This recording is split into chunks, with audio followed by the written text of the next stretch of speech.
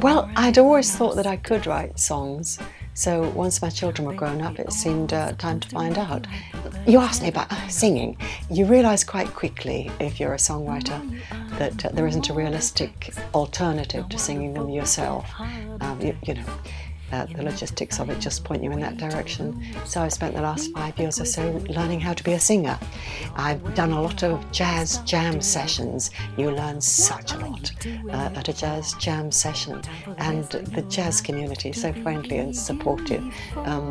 People tell me singers are terribly competitive, but I find them a really warm and delightful bunch, and the musicians couldn't be nicer also. You just rock up in the middle of the night at some dive or other, and you hand a sheet of paper to some guys you may never have seen before, and they play the notes on your chord chart and you sing, and usually it works out very much better than anyone might suppose. Well, one of my major influences is a marvellous woman called Fran Landesman, who only died last year. Wonderful beat poet. She was on the road with Jack Kerouac. She knew everybody, all the jazz musicians. She ran a club and yes, had a very racy lifestyle. Yes, she slept with most of the people she ever knew, I think. But I did learn from Fran that you can be whoever you damn well please. And yes, I mostly have been that in life.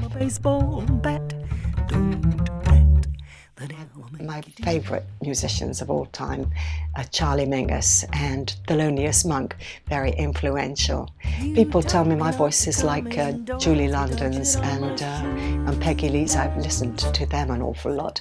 But I grew up in the days when Ella Fitzgerald and Frank Sinatra were on the radio all the time, singing the Great American Songbook, the works of Cole Porter and George Gershwin. And those songs, they get inside your head and they never go away. You'd have never have known they were there. I'm sorry that I used the... I did always sing a bit. I mean, I couldn't sing. I've only recently learned how to sing, but on the other hand, I was hard to shut up. And if you heard a song on the radio and then you tried to sing it afterwards, you could never remember all of the words, so I would make up the words that I couldn't remember, and just once in a while I would like the words that I'd written better than the original words of the song.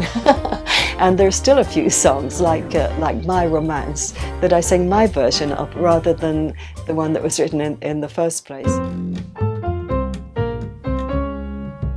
We've got Joe Bickerstaff on piano, very talented pianist, self-taught, but he does extraordinary things on the keys, and Mr. Michael Searle on the bass. Now, Michael started out as a drummer, and he has such an inbuilt sense of rhythm.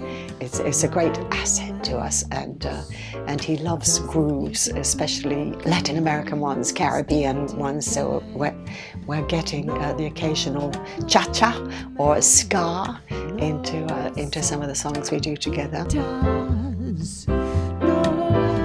Oh, I write with Nigel Goulding. He and I write songs together. I write the words and the music, but Nigel is absolutely invaluable, not just for making backing tracks and accompanying me, but also keeping me in order and capping me off and telling me when enough is enough, when too much is too much. A lot of stuff finishes up on the cutting room floor, and that's where it belongs. I think I'd be a lot more self-indulgent without Nigel's influence. The One, that was my debut album, and it includes the first song I ever wrote, which was The Devil Made Me Do That. I don't know where that came from. It's about all the misbehaviour I never went in for, probably. It includes all the first songs that I wrote with Nigel, and it's available still on iTunes and CD Baby, and on my website, which you'll find a link to on the end, probably.